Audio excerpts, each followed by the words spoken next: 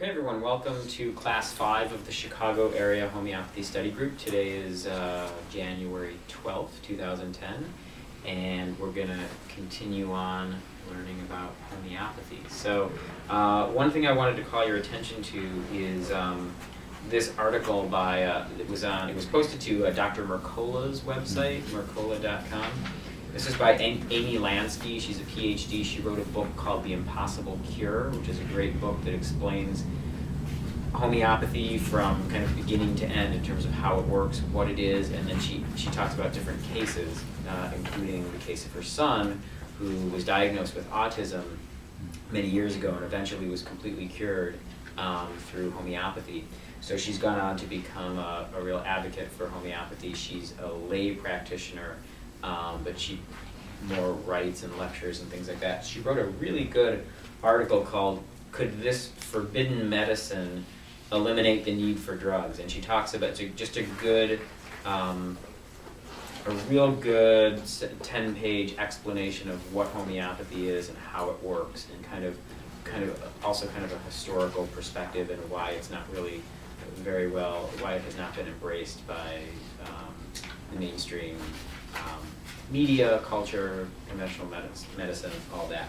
She has a website called impossiblecure.com, www.impossiblecure.com, and the article can be found if you go to Mercola and search "Could this forbidden medicine eliminate the need for drugs?" It'll pop right up. Or wasn't there a link in your last email that sent us to it? Yeah, I think so. Okay. I think so. Or you could search Lansky under Dr. Mercola's website, and you'll find it there. And if you want to take a look at it, I'll just leave it up here after class. The other thing I wanted to mention, did I bring up last month the latest statistics about the swine flu, about the H1N1 virus? I don't think that I did. The CDC released over a month ago statistics about the swine flu, and it's just kind of a minor update to what we talked about before.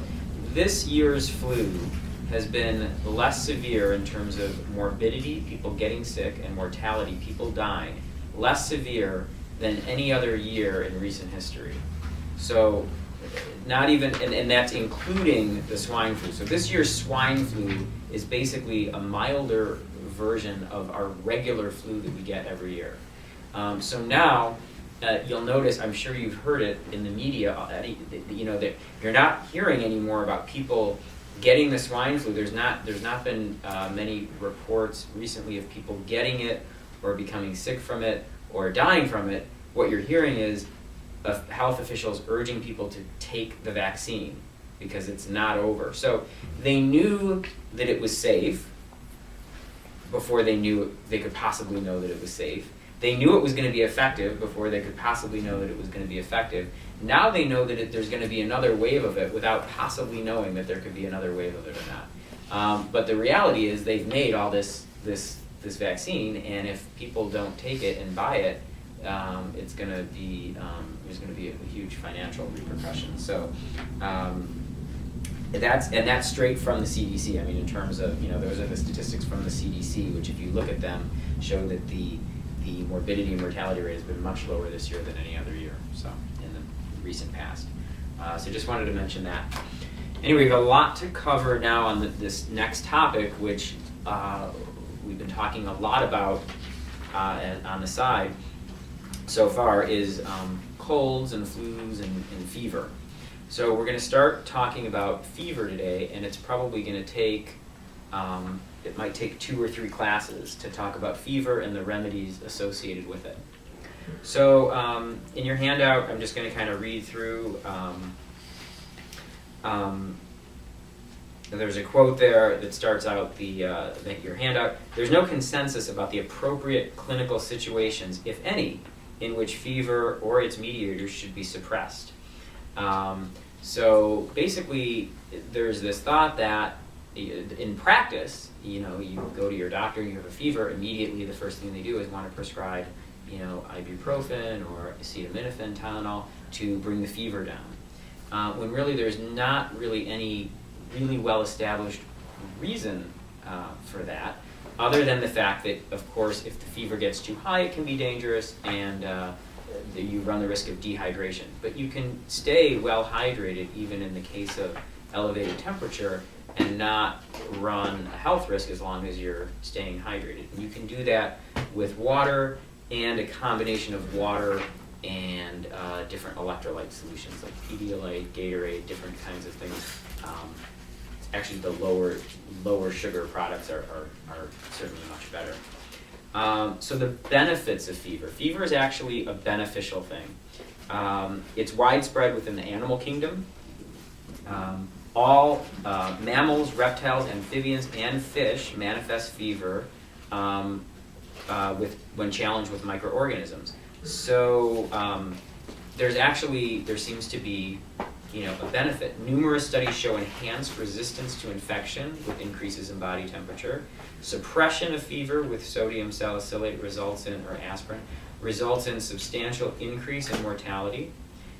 In mammalian models, increased body temperature has been shown to increase resistance to viruses and fungi and bacteria.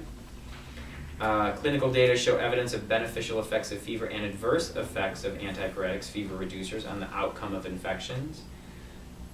So it goes on, but I'll just read a couple more. Children with chickenpox treated with Tylenol have a longer time to total crusting of lesions. Adults infected with the common cold virus show more nasal viral shedding when they receive aspirin. So we want to consider treating the person and not the number, which is consistent in our approach to homeopathy. To prescribe homeopathically, to get a good remedy prescription, it's important to let the fever develop and let us see what the symptoms are, because if we suppress the symptoms, we can't see what we need to treat.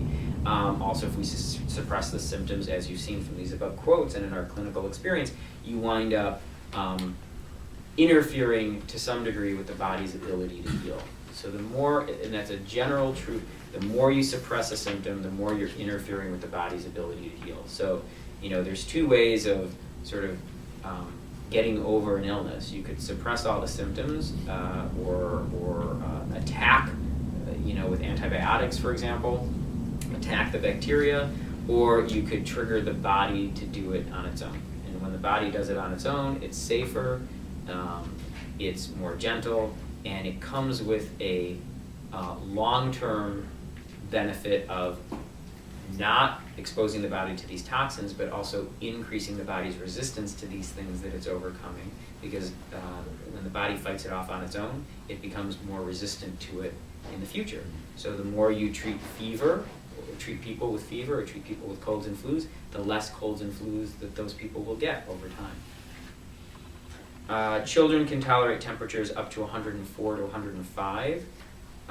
And higher temps are definitely a concern. Anything over 106 is definitely a concern. And I would say, as a lay practitioner, you could even bump that down, to 104.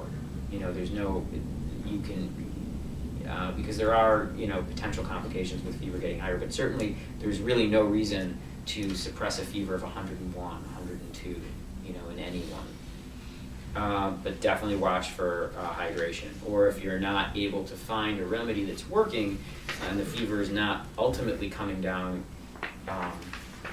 then that's a sign the body's not doing a good job in fighting off the pathogen, or not getting better, not healing, and so you'd want to consult a professional homeopath or even a conventional medical practitioner. So optimal fever is considered to be around between 102 and 103.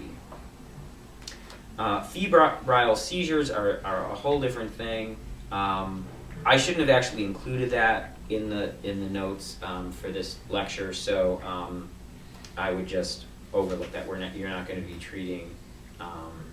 It's a little advanced for what we're talking about.